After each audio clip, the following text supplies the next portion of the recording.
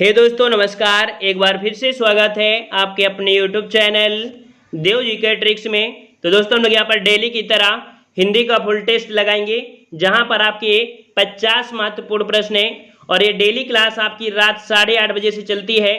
तो रात 8:30 बजे से टेस्ट लगा सकते हैं। और आज का जो टारगेट रखा गया है ये आपका 49/50 रखा गया है। मतलब कि 50 प्रश्नों में पुराने बच्चों को 49 प्रश्न सही करना है।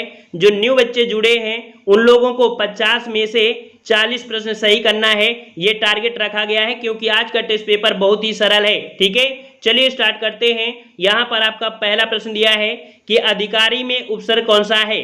देखिए उपसर्ग क्या होता है, जो किसी भी शब्द के पहले लगा हो। तो देखिए यहाँ पर आपका अधि जो आपका है ये उपसर्ग हो जाएगा, जो कि ऑप्शन आपका यहाँ पर बी हो जाएगा।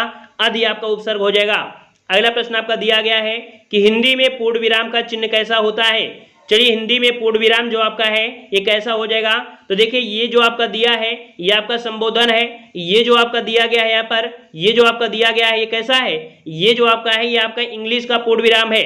वहीं पर जो आपका सी नंबर है जो आपका हिंदी का पूर्ण विराम होता है इस प्रकार से होता है। और ये वाला जो आपका है ये आपका प्रश्नवाचक चिन्ह है। ठीक है, अगले प्रश्न को आते हैं। प्रश्न आपसे अगला पूछा गया है कि निम्नलिखित में से किस शब्द में आ उपसर्ग नहीं लगा है। यहाँ पर देखो क्या दिया गया है, नहीं शब्द पूछा गया है। तो देखिए अगर हम लोग पहले वाले को तोड़ते हैं तो आ धन कथ बनेगा, अर्थात आ उपसर्ग निकल आया। दूसरे वाले को तोड़ते हैं तो आ धन भेद बन जाएगा, अर्थात आ उपसर्ग निकल के आ गया। तीसरा वाला अचूक है, अगर इसे हम लोग यहाँ पर तोड़ेंगे तो आपका कह सकते हैं आ निकल आएगा। वहीं पर आपका अनुज है, तो नुज का कोई मतलब नहीं होगा। अगर इसे आप सोचो कि इसे हम जबरदस्ती तोड़ दें तो भाई नुज का कोई अर्थ नहीं होता है। जब कोई अर्थ नहीं निकलता है इसका मतलब इसमें उपसर्ग नहीं लगा है। तो इस प्रकार से 3 का ऑप्शन राइट आपका कौन सा हो जाएगा, डी नंबर। अगला प्रश्न आपका दिया गया है कि जिसकी लाठी उसकी भैंस, जिसकी लाठी उसकी भैंस लोकोक्ति का सही अर्थ क्या हो जाएगा। तो चलिए भाई जिसकी लाठी उसकी भैंस, तो ये इसका मतलब आपका यह होता है क्या हो जाएगा भाई, तो ऑप्शन आपका बी हो जाएगा। शक्ति संपन्न आदमी अपना काम बना लेता है। जो शक्ति संपन्न आदमी होता है भैया वो अपना काम बना लेता है। ठीक है, ऑप्शन आपका बी हो जाएगा। अगला प्रश्न आपका है कि वीर रस का स्थायी भाव बताइए। वीर रस का स्थायी भाव बताना है। तो यहाँ पर देखिए वीर रस का स्थायी भाव क्या होता है, क्या होता है आपका, तो आपका उत्साह होता है। बिल्कुल सही जवाब है, ऑप्शन आपका डी हो जाएगा, उत्साह हो जाएगा। ठीक है, और यहाँ पर अगले प्रश्न को बढ़ते हैं। प्रश्न आपसे अगला है सी वाला आपका हो जाएगा। ठीक है, अगला प्रश्न आपका दिया है कि निम्नलिखित में से कौन सा शब्द शब्द अलंकार है। शब्द अलंकार पूछा गया है, शब्द अलंकार। तो ऐसे प्रश्नों को तो गलत करना ही नहीं है, क्योंकि 3 ऑप्शन आपके ऐसे होंगे जो अर्थालंकार से होंगे और एक आपको दिया होगा।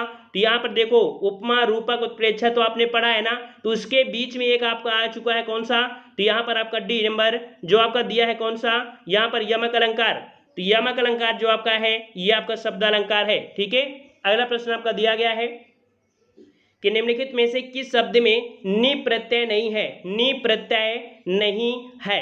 तो देखिए हमने बताया था किसी भी शब्द के अगर लास्ट में अगर लगा हो उसे प्रत्यय बोलते हैं। तो शेरनी, यहाँ पर देखो यहाँ पर शेरनी, तो आपका देखो शेर धन्नी अर्थात शेर शब्द निकल आया, मोर शब्द निकल आएगा। नौकरानी, तो नौकरानी में निकल रहा है आनी, है ना, नौकरानी में क्या निकल रहा है, आनी निकल रहा है। इस कारण से सी वाले में यहाँ पर नि प्रत्यय नहीं है, यहाँ पर आनी प्रत्यय है। ठीक है, अगला प्रश्न आपका दिया है कि निम्न में से कौन सा वर्ण अघोष है। कौन सा वर्ण अघोष है। और अघोष के लिए हमने आपको बताया था कि किसी भी वर्ग में पहला और जो दूसरा होते हैं वो आपके अघोष होते हैं।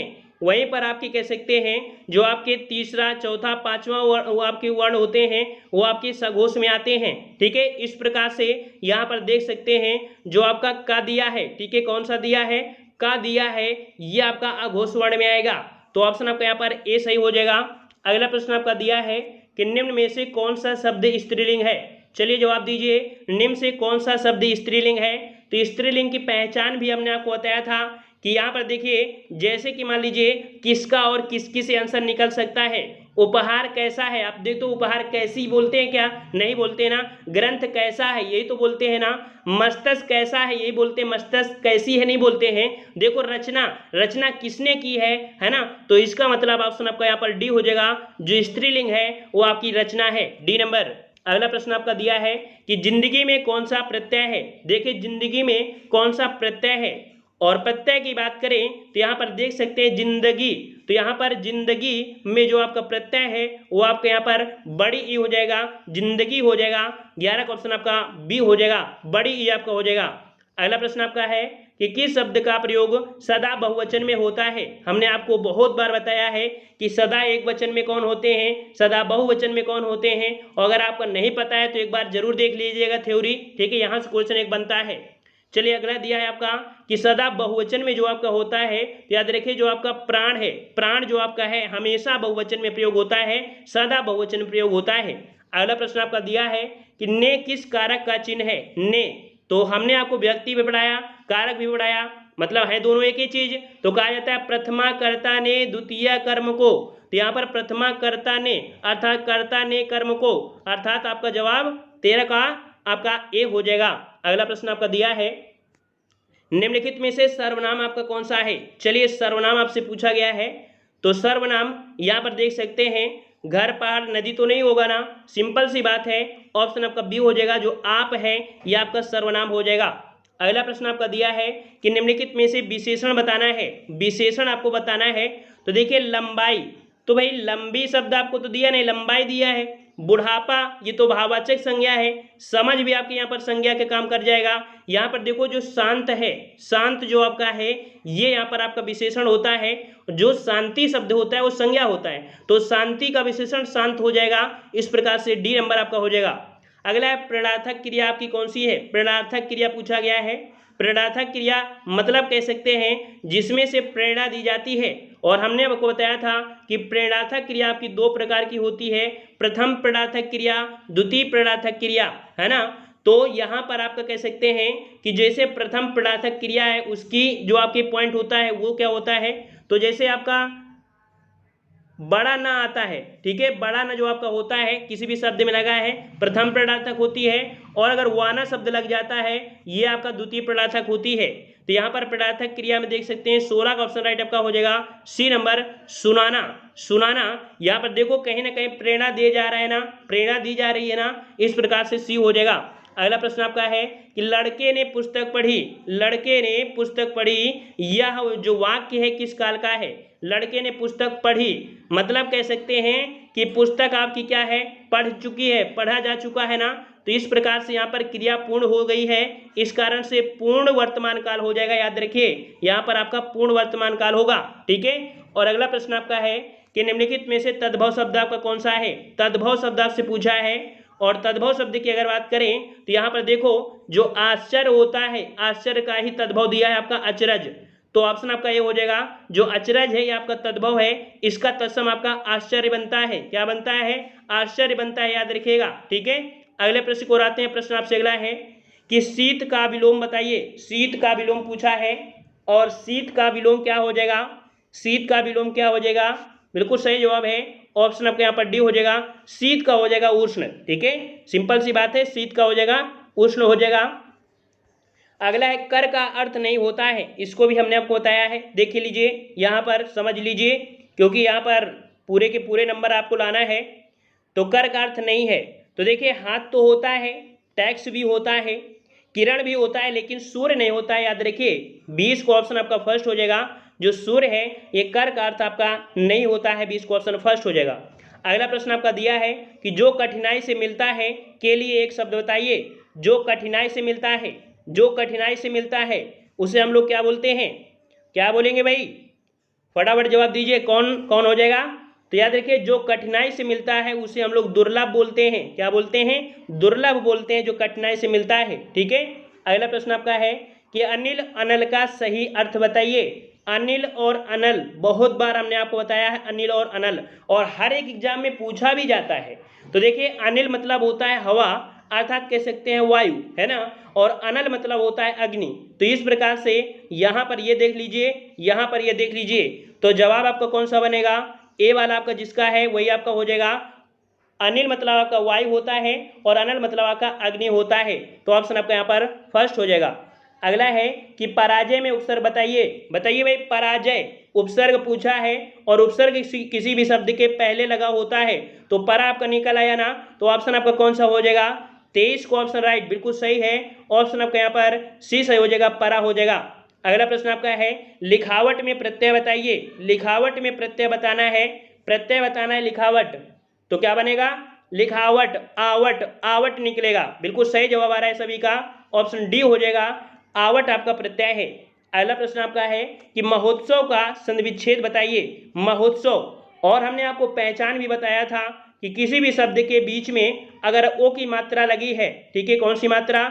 ओ की मात्रा है, तो आपकी गुण संधि होती है। तो यहाँ पर देख सकते हैं, इसे अगर तोड़ेंगे तो बनेगा महाधनुत्सव। महाधनुत्सव ऑप्शन बी हो जाएगा, महाधनुत्सव। तो इस प्रकार से आपकी गुण संधि हो जाएगी। और अगला प्रश्न आपका दिया गया है कि मैं घर जाना था। मैं घर जाना था, क्या ऐसा वर्ड बोला जाता है क्या? नहीं बोला जाता है ना। मतलब अब बोला जाता है कि मुझे घर जाना है ना, या मुझे घर जाना था।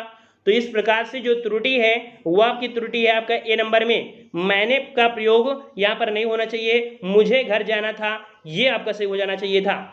अगला प्रश्न आपका है देशभक्ति में समास बताइए भाई। देशभक्ति, देशभक्ति, और अगर हम लोग देशभक्ति को तोड़ते हैं, देशभक्ति को तोड़ते हैं तो बनेगा देश के लिए भक्ति, है ना।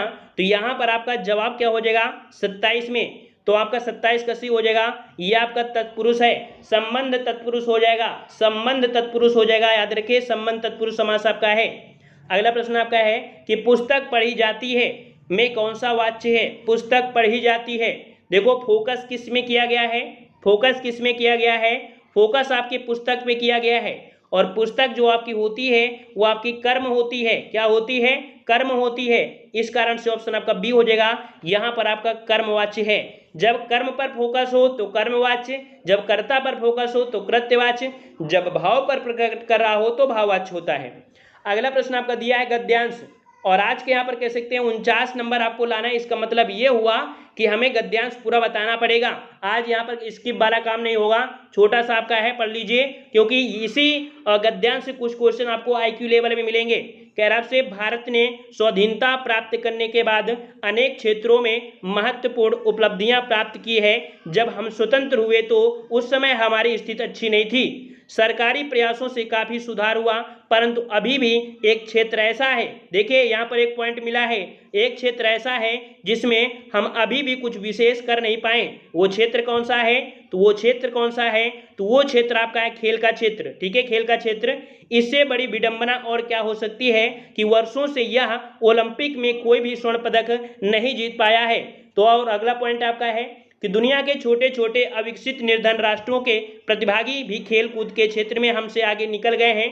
कभी हॉकी का विशेष चैंपियन रहने वाला भारत आज इस खेल में अपनी प्रतिष्ठा खो चुका है। मतलब पहले हॉकी में देख सकते हैं कि कितनी बार पदक जीता है, लेकिन अब हॉकी में भी स्वर्ण पदक आपके नहीं आ रहे हैं।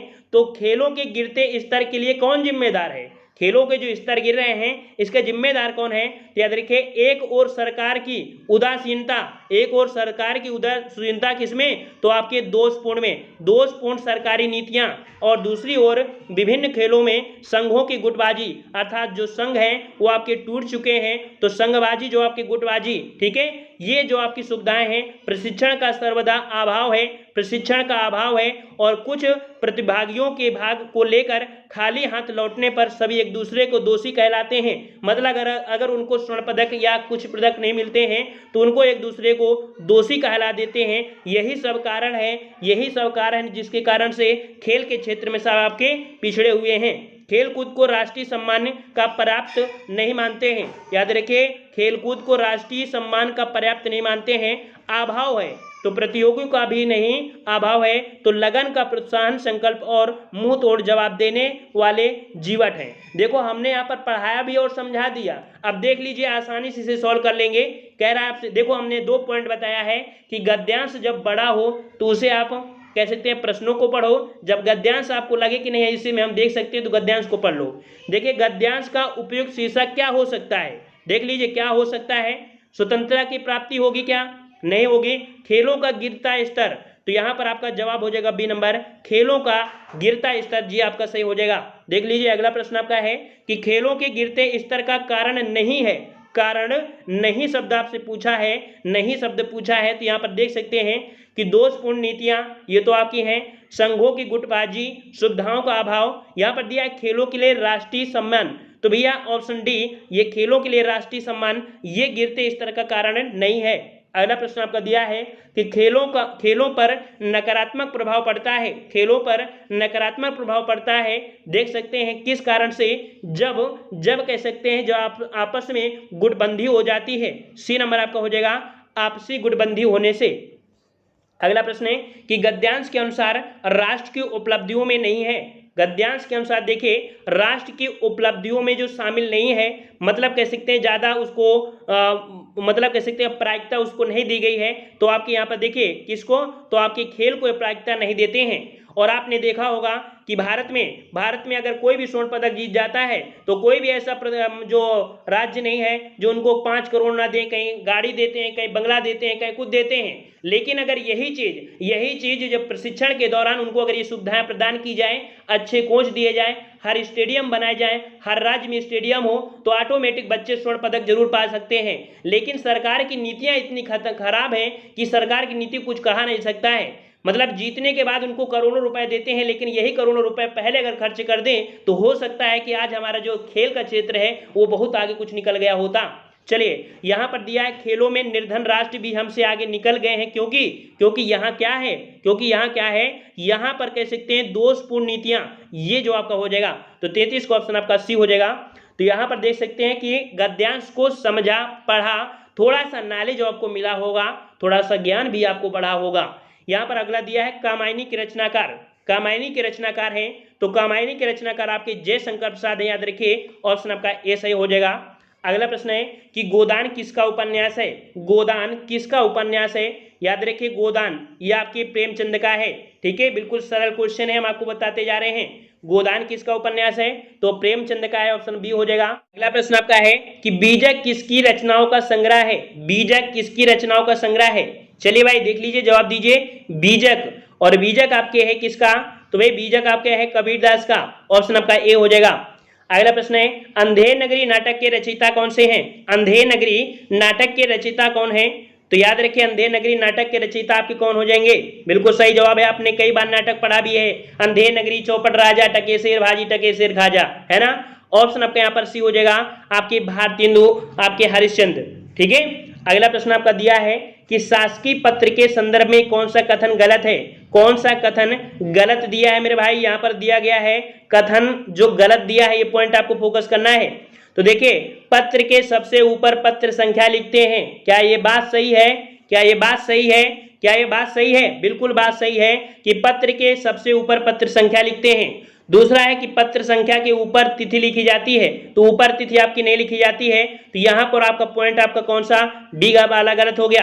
तीसरा भी पढ़ लीजिए, ज्ञान मिलेगा कि पत्र के बाएं ओर सेवा में लिखा जाता है, बाएं ओर क्या होता है भैया, तो सेवा में आप लिखा जाता है ना, सेवा में श्रीमान। और डी दिया है कि संबोधन जो आपका होता है महोदय, वो बाएं तरफ आपका लिया जाता है। इस प्रकार से 3 आपकी सही है, एक आपका गलत है बी वाला। अगला प्रश्न आपका है कि यदि कोई पत्र सभी संबद्ध कार्यालयों को प्रेषित किया जाता है तो उसे क्या कहते हैं। यह हमने प्रश्न आपको कई बार से बताया है कि अगर आपको केंद्र सरकार द्वारा अगर राज्यों में कोई भी पत्र भेजना है एक साथ, तो ऐसे पत्र को हम लोग क्या बोलते हैं, परिपत्र बोलते हैं। मान लीजिए अगर पुलिस एग्जाम हुआ या कोई भी एग्जाम होता है, आपका सिलेक्शन होता है, तो सरकार के द्वारा जो लेटर भेजे जाते हैं तो एक एक को तो भेजे नहीं जाते हैं, एक साथ आपको वहां पर भेज दिए जाते हैं, वो आपके हर राज्यों में बढ़ जाते हैं। इस प्रकार से कह सकते हैं कि आपका जो कोई लेटर हो अगर एक आदमी द्वारा कई जगह भेजा जाए वो आपका परिपत्र होता है। हाँ, यहाँ पर हमने एक शब्द बोला होगा, अगर गौर किया हो कि हमने बोला है कि पुलिस की भर्ती हो और आपके हर एक राज्यों में भेजा जाए, तो भाई यहाँ पर देखिए जो पुलिस आपका है, पुलिस हमने आपको बताया था कि यह कह सकते हैं जो आपकी अनुसूचियां होती हैं तो राज्य सूची में आता है, तो भैया केंद्र से लेटर नहीं भेजे जाएंगे या आपके राज्य से ही भेजे जाएंगे, ठीक है। मान लीजिए कि आपके जैसे उत्तर प्रदेश से आपके हैं तो उत्तर प्रदेश की जो आपके मेन पॉइंट है, मेन जगह से ही भेजे जाएंगे सभी आपके डिस्ट्रिक्ट में। समझ में आ गया ना, हर एक पॉइंट को समझना है। चलिए अगला पॉइंट आपका है कि निम्न में से दीर्घ स्वर कौन सा है। समझने वाली बात है, दीर्घ स्वर आपका कौन सा है। अगर आपने पहली बार इस प्रश्न को देखा है तो 100% आप गलत कर देंगे, लेकिन अगर आपने कई बार टेस्ट हमारे लगाए हैं तो 100% इनको सही कर देंगे।